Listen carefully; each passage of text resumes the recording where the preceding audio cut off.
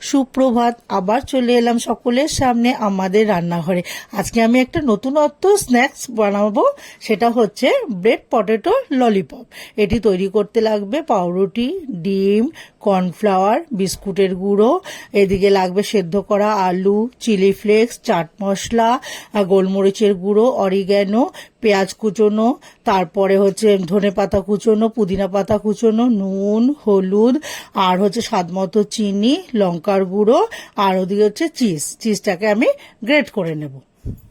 এবার সেদ্ধ করা আলুটার মধ্যে একে একে সব মশলাগুলো দিয়ে দেবো। পেঁয়াজ কুচোনো, ধনেপাতা কুচোনো, পুদিনা পাতা কুচোনো, নুন, হলুদ একটু, লঙ্কার গুঁড়ো, স্বাদ মতো চিনি, এদিকে হচ্ছে অরিগ্যানো, গোলমরিচের গুঁড়ো, চাট মশলা, আর এদিকে হচ্ছে লাগবে চিলি ফ্লেক্স, আর আমি চিজটাকে গ্রেট করে দেবো।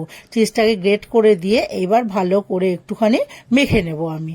এবার আলুটা ভালো করে মেখে নেওয়া হয়ে গেলে এইবার আমি কি করব, পাউরুটির সাইডগুলোকে আমি সব ছুরি দিয়ে কেটে নেব। কেটে ওগুলোকে আমি বাদ দিয়ে দেব।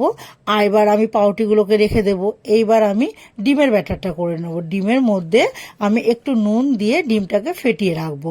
এইবার আমি কর্নফ্লাওয়ারের ব্যাটারটা করব। কর্নফ্লাওয়ারের মধ্যে কর্নফ্লাওয়ার, তারপরে হচ্ছে একটু স্বাদ মতো মানে পরিমাণ মতো যতটা নুন লাগবে নুন, অরিগ্যানো, চিলি ফ্লেক্স, গোলমরিচের গুঁড়ো, আর হচ্ছে জল দিয়ে একটু ভালো করে ব্যাটারটাকে আমি এবার গুলে নেব।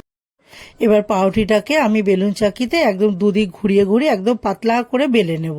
বেলে নিয়ে এবার যে ডিমের ব্যাটারটা করেছি এবার ওটাকে আমি পাউরুটির মধ্যে একদম ভালো করে প্রলেপটা লাগিয়ে দেব।